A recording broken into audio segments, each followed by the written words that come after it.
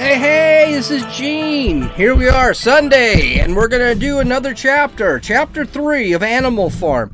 Now, I know I wasn't here last week. I wasn't here last week because I was in San Francisco, enjoying San Francisco. It actually, I think I mentioned this in a previous podcast, it was actually not so bad. So, it was dirty as sin, small. People were weird, lots of bums. I didn't see a lot of drugs, but we didn't go downtown either. We just stayed by the wharf, so we had a good time.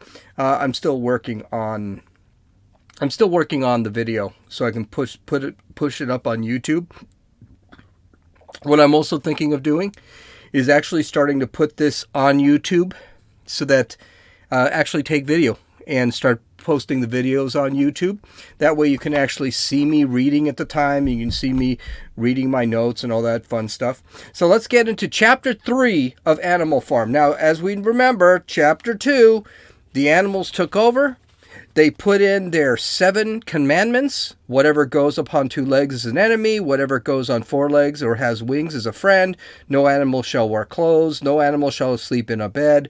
No animal shall drink alcohol. No animal shall kill any other animal. And all animals are equal. So that's really the important part of it before we start Chapter 3. Chapter 3 is kind of short. It's only a couple pages or 3 pages. But I actually have a ton of notes here, so we'll make up the half hour, no problem. So here we go, Chapter 3, starting off. How they toiled and sweated to get the hay in, but their efforts were rewarded, for the harvest was even bigger success than they had hoped. Sometimes the work was hard. The implements had been designed for human beings and not for animals. And it was a great drawback that no animal was able to use any tool that involved standing on his hind legs. But the pigs were so clever that they could think of a way around every difficulty.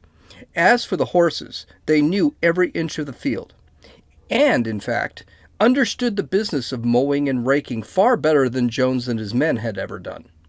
The pigs did not actually work, but directed and supervised the others. With their superior knowledge, it was natural that they should assume the leadership. Okay, all animals are equal, and already we can see that's not the case. It sounds like the pigs are beginning to exert control over all the other animals. So just be aware of this. It's always just gradual. Okay. Where am I? Boxer and Clover would harness themselves to the cutter or the horse rake. No bits or reins were needed in these days, of course. And tramp steadily around and round the field with a pig behind them calling out, "Gee up, comrade," or "Woe back, comrade," as might be. So basically the pigs are taking over the role of the human being, or the tyrant as far as the pigs were concerned. And every animal, down to the humblest, worked at turning the hay and gathering it. Even the ducks and hens toiled to and fro, all day in the sun, carrying tiny wisps of hay in their beaks. In the end, they finished the harvest in 2 days less time than it usually had taken Jones and his men. Moreover, it was the biggest harvest that the farm had ever seen. There were no wastage whatsoever. The hens and the ducks, with their sharp eyes, had gathered up every last stalk, and not an animal on the farm had stolen so much as a mouthful. All through summer, please listen to this because I got a kind of a long one in here. All through summer, the work of the farm went like clockwork. The animals were happy, and they were never conceived it to be possible. Every mouthful of food was an acute, positive pleasure, now that it was truly their own food, produced themselves and for themselves, not doled out to them by a grudging master. With the worthless, parasitical human beings gone, there was more for everyone to eat. There was more leisure, too, inexperienced though the animals were. They met with many difficulties. For instance, later in the year, when they harvested the corn, they had to tread it out in the ancient style and blow off the chaff with their breath, since the farm possessed no threshing machine. But the pigs, with their cleverness, and Boxer, with his tremendous muscles, always pulled them through. Boxer was the admiration of everybody. He had been a hard worker even in Jones's time, but now he seemed more like 3 horses than 1. There were days when the entire work of the farm seemed to rest on his mighty shoulders. From morning to night, he was pushing and pulling, always at the spot where the work was hardest. He had made an arrangement with one of the cockerels to call him in the mornings half hour earlier than anyone else, and would put in some volunteer labor at whatever seemed to be the most needed before the regular day's work began. His answer to every problem was setback. Every setback was, "I will work harder," which he had adopted in his personal motto. Okay, this is how socialism and communism always starts. Socialism, communism come up with something called, communism specifically, comes up with something called a 5-year plan. And that first 5 years always brings prosperity and joy.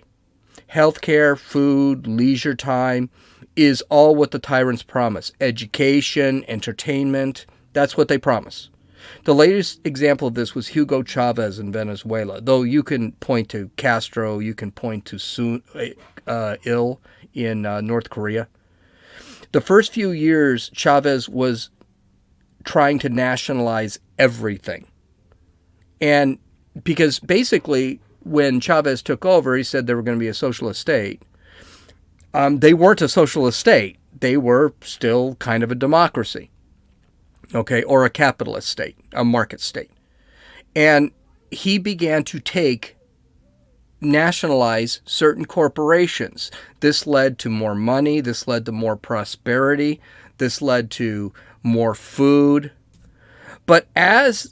And so everyone was really kind of happy in the first few years in Venezuela. I know that's a shocker to hear this from someone, but I mean, Chavez came to the UN and said how great things were going in Venezuela, and people thought things were going great.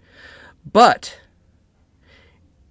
after the first few years, Chavez started nationalizing everything, including the crops. He started nationalizing oil. He kicked out Chevron. He kicked out the English BC or whatever it's called, petroleum.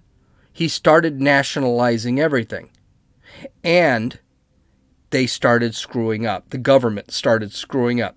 Because the government sucks at everything. This is one thing to need to remember. So Venezuela then started to fall apart as their production went down because you can't eat.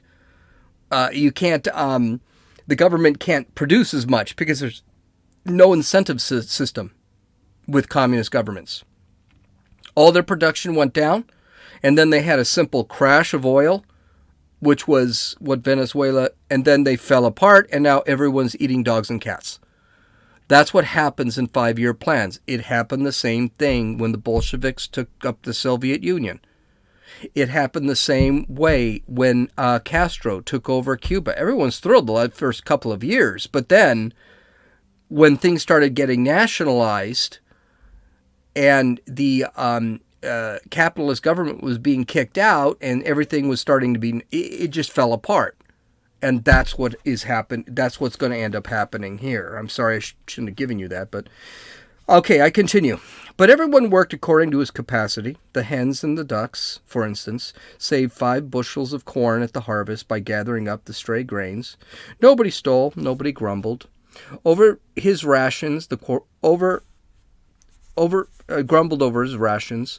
The quarreling and biting and jealousy, which had been normal features of life in the old days, had almost disappeared. Nobody shirked, or almost nobody. Molly, it was true, was not good at getting up in the mornings and had a way of leaving work early on the ground that there was a stone in her hoof. And the behavior of the cat was somewhat peculiar.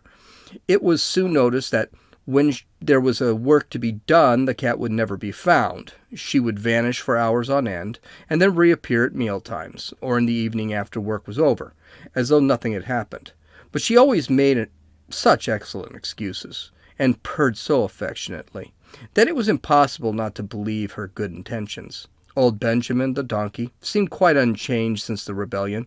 He did work in the same slow, obstinate way as he had done in Joan's time. Never shrinking, never volunteering for extra work. About the rebellion and its results, he would express no opinion.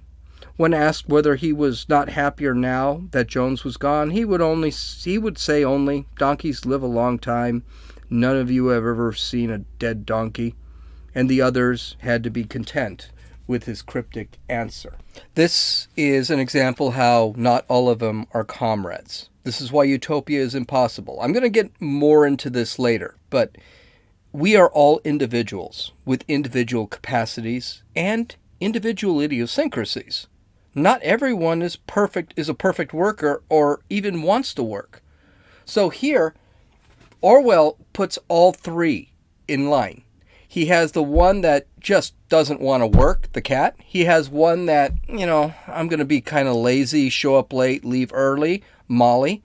And he has one that just doesn't give a damn. He's going to do whatever his minimum is, and that's it, the mule. And that's the problem with trying to create utopia. You have to deal with these personalities, because when these personalities do not do what the collective needs or shirks it, eventually that's going to lead to jealousy. We're going to get more into that, because this is it's going to be the longest philosophical discussion. On Sundays, there was no work. Breakfast was an hour later than usual, and after breakfast there was a ceremony which was observed every week without fail. First came the hoisting of the flag. Snowball had found the harness room, an old green tablecloth of Mrs. Jones, and had painted on it a hoof and a horn in white. This was run up the flagstaff in the farmhouse garden every Sunday morning. The flag was green, Snowball explained, to represent the green fields of England, while the hoof and the horn signified the future republic of the animals, which would rise from the human race, which would rise when the human race was finally overthrown. Okay, there are a couple of things here, and I even found one now. Notice that socialist countries always use names that make their countries seem like something they're not. Union of Soviet Socialist Republic. The USSR was no union, and it wasn't a republic. Democratic Republic of North Korea. North Korea is a pure socialist dictatorship. They have no democracy, no republic. The German Democratic Republic, which was East German. They were complete communists. It was not a democratic republic. The People's Republic of China. China is a dictatorship. It is not a republic. And do you notice what country in the world right now is a true democratic republic? The United States of America. We are a true democratic republic, even now, even though we're trying to blow that. Whenever you see a society with a name that has democratic or republic in it, worse, both, be very wary. They're probably not a democratic republic. Also, the other thing I want to show here is signify the future of the Republic of the Animals, which would arise when the human race had finally been overthrown. This sounds like an imperialistic society, doesn't it? What is imperialism? Because everyone accuses the United States of imperialism. Imperialism is when you take over, you colonize, and you over-dominate another civilization. That's what imperialism is. England, when they took over the Falkland Islands, was being imperialistic. They took over a piece of an island right off the coast of Argentina. That's imperialist. The Soviet Union going in and taking over Czechoslovakia, Poland, Romania, Hungary, East Germany, Ukraine, Lithuania. That's imperialism. To create those countries, make them still sovereign countries, but puppets under the Soviet Union. That's imperialism. The United States doesn't do that. When was the last time the United States did anything imperialist? You can't say Hawaii because we bought Hawaii. You can't say Alaska. We bought Alaska. You can't say we stole Texas from Mexico. We won Texas in a war. Mexico wanted to keep Texas in Southern California. Mexico decided to fight us. They fought us. They lost. We took their war. We took their thing. We didn't take over Mexico. Puerto Rico, you could say that was imperialism because we fought a war with, excuse me, I think it was Spain. And we beat them, and then we basically took over Puerto Rico. but we're not really an imperialist country like the Soviet Union. We don't have darn COVID. We don't have like Canada and Mexico as our buffer states, our buffer countries. We don't do that. So this really shows that communist countries are extremely imperialistic. It doesn't show it, but it intimates, Orwell intimates, that imperialism is a communist. Don't forget, he was an anti-Soviet guy. He was an anti-USSR guy. So he's thinking of the USSR at the time. After hoisting the flag, all the animals trooped into the big barn for a general assembly, which was known as the meeting. Here, the work was of the coming week was planned out, and resolutions were put forward and debated. This is an example of where we're going to have to continue on. I can't just say this now. It was always the pigs who put forward the resolutions. The other animals understood how to vote, but could not think for any resolutions of their own. Snowball and Napoleon were by far the most active in the debates, but it was noticed that these two were never in agreement. Whatever suggestion either of them made, the other would be counted on to oppose it. Now, this is kind of a thing, okay? Conflict between government leaders is actually extremely common in tyrannical governments. For example, Stalin never agreed with Trotsky or Lenin. Lenin never agreed with Marx, though Marx was not a political figure.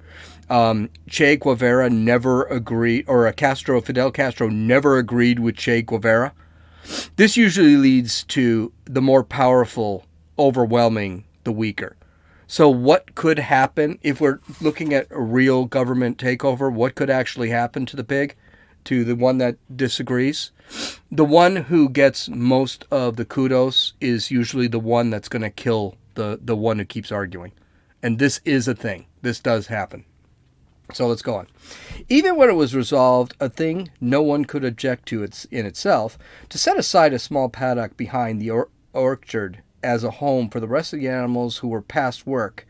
There was a stormy debate over the correct retiring age for each class of animal. The meeting always ended with the singing of the beasts of England, and the afternoon was given up to recreation. Okay, and this is something, this whole paragraph that I just read is an example of governmental ceremonies replacing religion. I don't think Orwell did this well, honestly, throughout the entire book. I think Orwell really needed to bring up religion. He needed to beat on it. I think he beats on it one more time, but he doesn't really bring it up. The government is God now, period.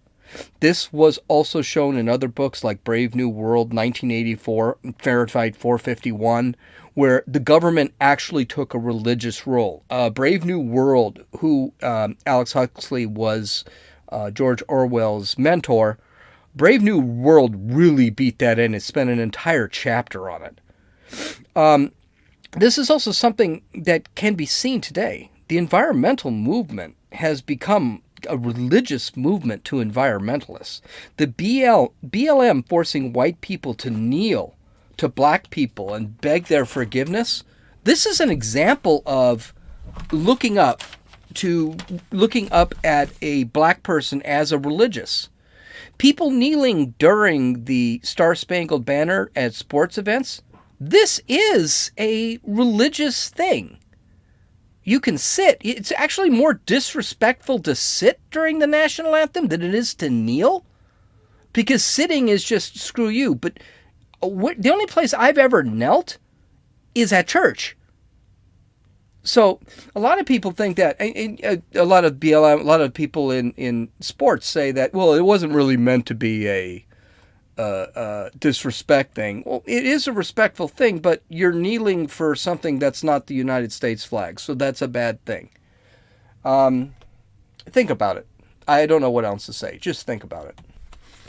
The pigs had set aside the harness room as a headquarters for themselves. Here, in the evenings, they studied blacksmithing and carpentering, and other necessary arts from the books which they had brought out from the farmhouse. Snowball also busied himself with organizing the other animals into what he called animal committees.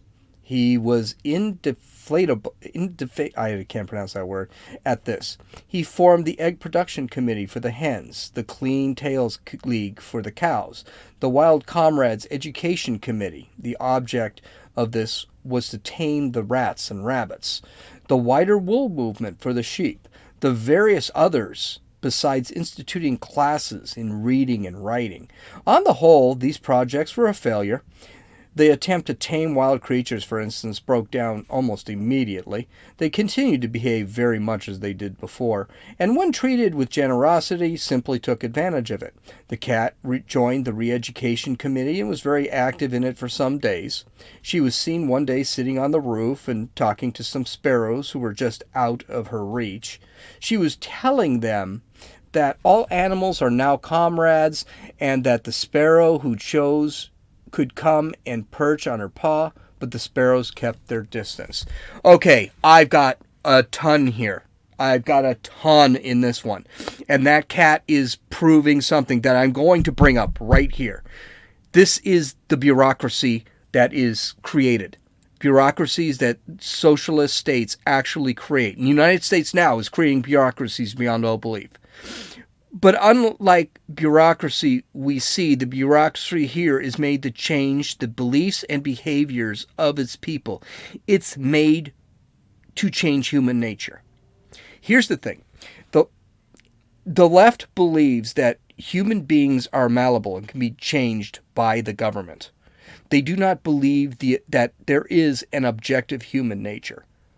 That's why all tyrannical countries have prison camps, concentration camps, and gulags. The founding fathers of the United States believed that there was objective human nature, and no one can change it, especially the government. And with that, with there being human nature, there was certain rights that we have, that human nature embraces, that precede governments and the government's only job is to protect those human rights. That's it.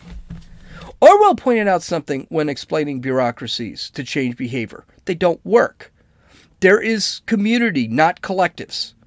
And communities are made up of individuals that voluntarily help and produce and provide to the communities. That when you use a collective and you force that, it just never works.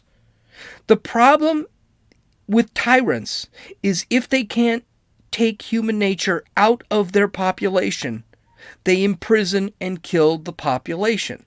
The last sentence where the cat is saying, come and sit on my deal, and the sparrows won't, because the sparrows understand there's nature. The cat also understands there's nature. The sparrows understand the cat's nature, and the cat is assuming he can change the sparrow's nature based on the government, and the sparrows already know this cat's full of shit.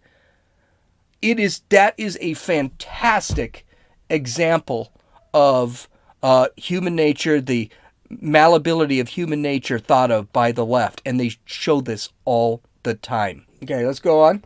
The reading and writing classes, however, were a great success. By the autumn, almost every animal on the farm was literate in some degree. Does that sound kind of familiar? That's what Bernie Sanders said when he used to justify Cuba. Again, the initial 5-year plan for socialist countries do work. There is advancement. But that's because they're not fully socialist at this point. And the population is motivated to improve. It takes between 5 to 10 years to nationalize everything, and that's when crap starts falling apart. Oh, this is a good paragraph. Here we go. As for the pigs, they could already read and write perfectly. The dogs learned to read fairly well, but were not interested in reading anything except the 7 Commandments. Muriel, the goat, could read somewhat better than the dogs, and sometimes used to read to the others in the evenings from scraps of newspaper, which she found on the rubbish heap. Benjamin could read as well as any pig, but never exercised his faculty. So far as he knew, he said there was nothing worth reading. Clover learned the whole alphabet, but could not put the words together. Boxer could not get beyond the letter D. He had traced out A, B, C, D in the dust with his great hoof, and then would stand staring at the letters with his ears back, sometimes shaking his forelock, trying with all his might to remember what came next, and never succeeding. On several occasions, indeed, he learned E, F, G, and H, but by the time he got to know them, it was already discovered that he had forgotten A, B, C, and D. Finally, he decided to be content with the first 4 letters and used to write them out once or twice every day to refresh memory. Molly refused to learn any but 6 letters which spelt her own name. She would form these very neatly out pieces of twig and would decorate them with a flower or 2 and walk around them admiring. Okay, this is something we see today, and this is a big issue. This is capacity. Now, the left likes to talk about life, liberty, and the pursuit of happiness. And what this means is there is going to be capacity for individuals according to the Founding Fathers. For example, Bill Gates is Bill Gates. He's invented Windows. He's done things that were good. They've done things that were bad. Me, I like computers. I work with computers. I like to read. I like to write, things like that. But I've got capacity. For example, I'm never going to be the next John Steinbeck. I just don't write like that. I don't have that capacity. Computers, I've got pretty high capacity. I can do quite a bit, which is why I had a 26-year career with capacity. Some people just are never going to have that capacity where they can be equality. This is a thing, all right? For example, the left thinks that the ditch digger should get a $15 wage, and they should have a living wage and all this stuff, just like Bill Gates. And if Bill Gates makes a ton of money, Bill Gates should be giving some of his money to the ditch digger. That is not what the Founding Fathers meant. Maybe they could have said it in the Declaration of Independence, and the Constitution. But the reality is there is capacity. You have the right to achieve life, liberty, and the pursuit of happiness, or in this case, the pursuit of property. That does not mean that if you cannot achieve that, there is no equality. The left focuses on the equality of outcome, not equality. Equality under the eyes of the law is what the Founding Fathers said. That's what they meant.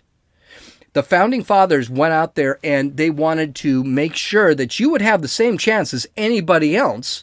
And the only thing that stopped your chance at reaching your goals is your capacity. Whereas the left thinks that, and that's why they want to change the entire system, is that equality of outcome is what the founders meant. And if they didn't mean that, they're just wrong, and we need to do equality of outcome. That's why Jeff Bezos is an evil human being, because he makes billions of dollars. Well, because he had the capacity to make a great product. I'm reading Ben Shapiro's 3 Ways to Destroy America, and How to Destroy America in 3 Easy Steps, and it brings this up, that equality of outcome is not the same thing as equality under the law. And just because equality isn't going to work, or we can't have that. The left just wants to ignore capacity. That's what they want everyone to be equal in one way. Well, when you try and make everyone equal, it makes those that have higher capacity uninterested in trying to do the right thing. So, for example, we talked a few minutes ago about community versus collective. The collective forces the population to be equal. So if I make $1 million and someone makes $25,000, I should give my $1 million so that we both make $500,000 a year. That's not equality. You are violating what the founder said as equality under the law, because you're stealing my money to give it to somebody else. And just because the government decides to say, hey, I'm going to take this money, does not mean that it's not stealing. It is stealing.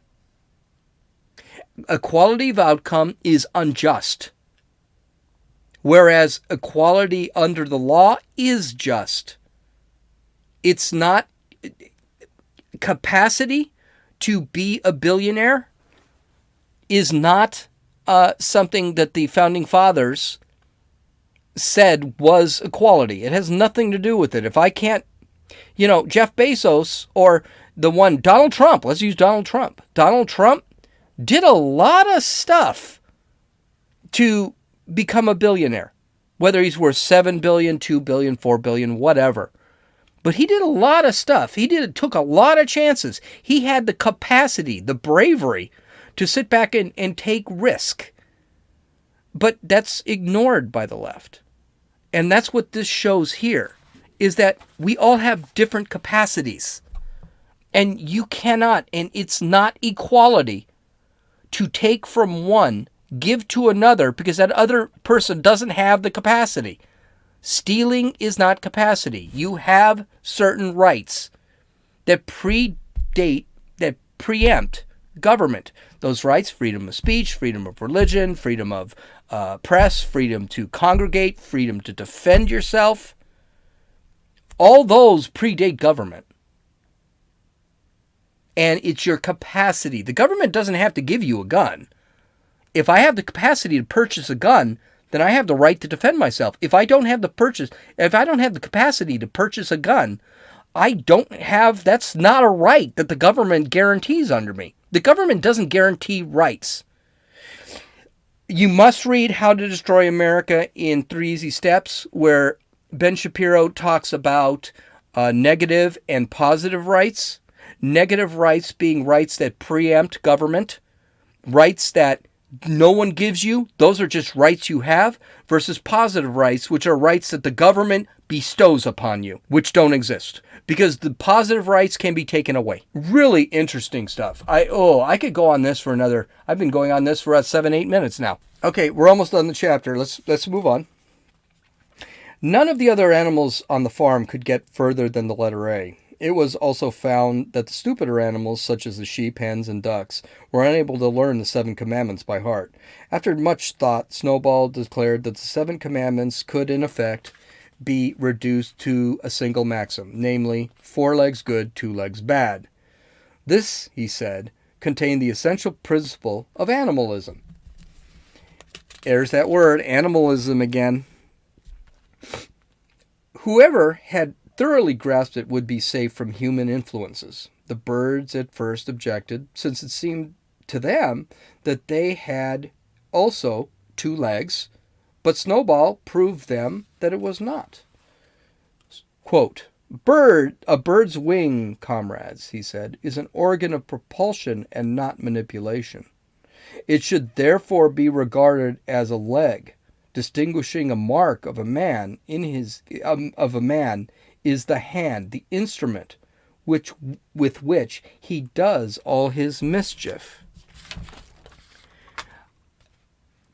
We could use this as an example of the left trying to convince people that a man can be a woman and a woman can be a man. In other words, we're changing the science of what an animal is and what they are. A wing is not manipulation. A foot, just any more than a foot, is a manipulation. I don't use my feet to manipulate anything. Okay? My hands do manipulate. He's right there. Orwell did not have the trans debate through manipulating science or nature. But it has been a thing that he's professed later in, let's say, 1984. Science has always been something that tyrants can manipulate. In Brave New World, they manipulate science to grow children instead of birthing children. They manipulate science to manipulate science for drugs to calm their children. They did the same thing in Fahrenheit 451. So manipulation of science is in nature is something that's always been kind of professed. And by the way, they do that in the real world now. I mean, they do that now. Abortion, not a big deal. Black, white, race is a big deal. They don't see us as human beings. They see us as black, white, whatever. Manipulating something, instead of men, manipulating nature is something that the left has to do. Because if they don't manipulate the left, they don't manipulate science, science will always disprove them. The birds did not understand Snowball's long words, but they accepted his explanation, and all the humbler animals set to work to learn the new maxim by heart, 4 legs good, 2 legs bad, was inscribed on all the walls of the barn, above the 7 commandments and in bigger letters. When they had once got it by heart, the sheep developed a great liking for the maxim, and they often, as they lay in the fields, they would start bleating, 4 legs good, 2 legs bad, 4 legs good, 2 legs bad, and keep it up for hours on end, never growing tired of it. Okay, duh. This is how morons chant.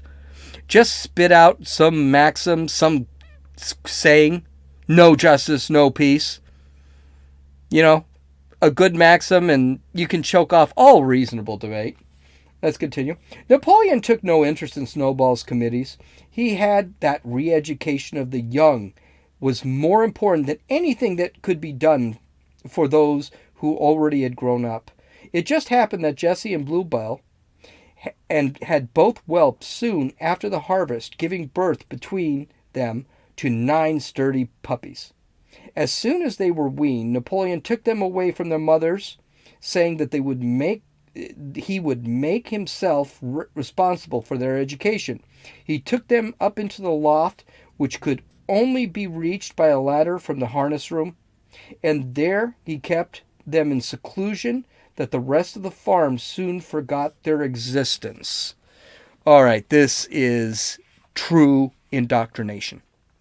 First, destroy the nuclear family. Remove the kids. Don't allow the parents to bestow family values on the children. Then drown them in a false philosophy of utopia. This is happening today. The nuclear family has slowly been ripped apart and now is being openly condemned by the BLM group and the left. It used to be in the 60s and 70s. There were only 30% born out of wedlock. White families, it was 20%. Now it is close to 70%.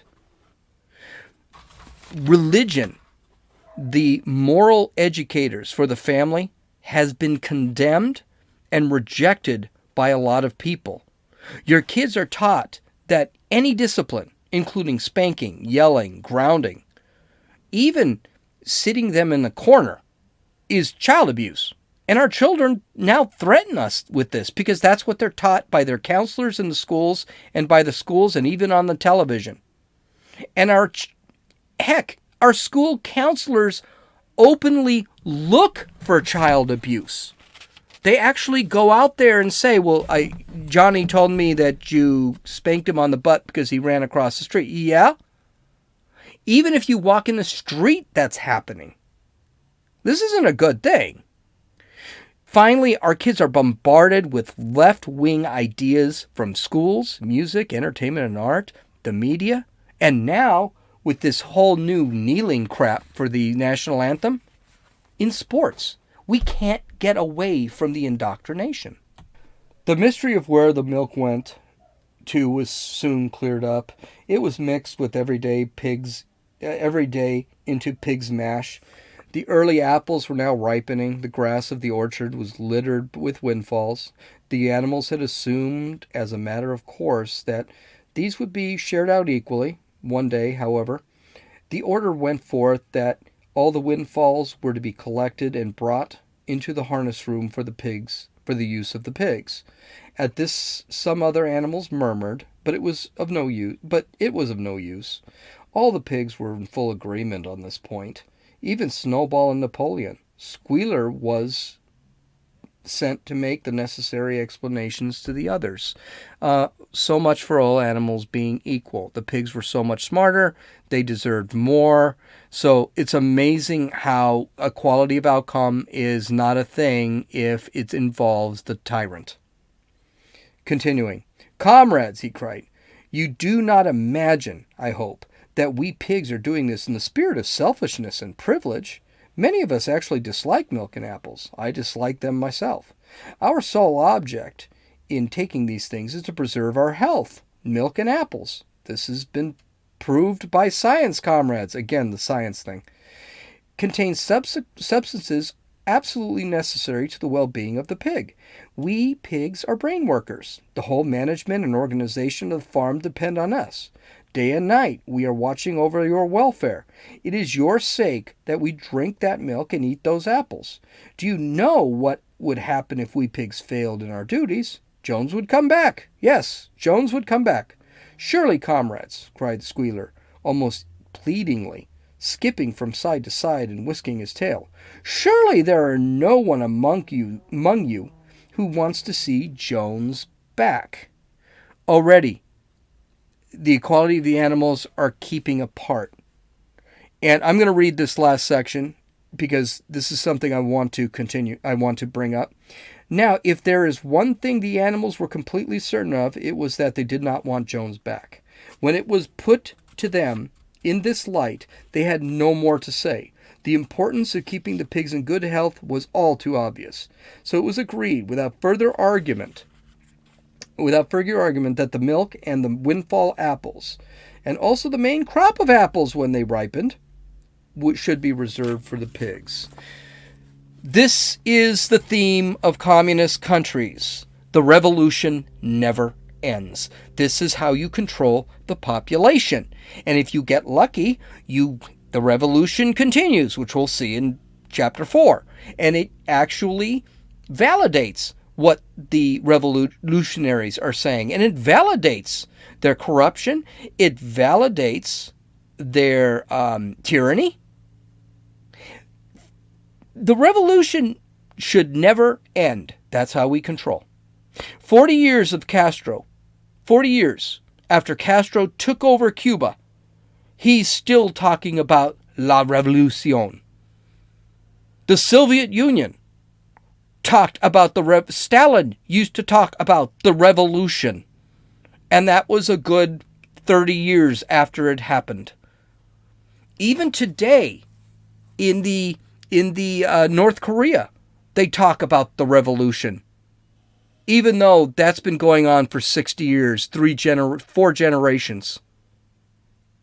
The revolution never ends. And that's what tyrants want. They want people always standing up and fighting for something, because when they're fighting for something, they don't think about what is actually happening. That's it. That's chapter 3. I had a lot to say here. I did not think it was going to go this long, but I had a lot to say about this chapter. It's pretty awesome. Next chapter is chapter 4. Not as much to say, so it might be kind of a quicker chapter. So anyway, let's get to the end. You can follow me on Twitter at Runninfool, RUNNINFEWL. You can download or listen to this podcast on Apple Podcasts, Podbean, Podcast Addict, Stitcher, and YouTube. You can actually visit my website at www.dumbassestalkingpolitics.com, and you can read some of the show notes. This is Gene, and you've listened to Dumbasses Talking Politics.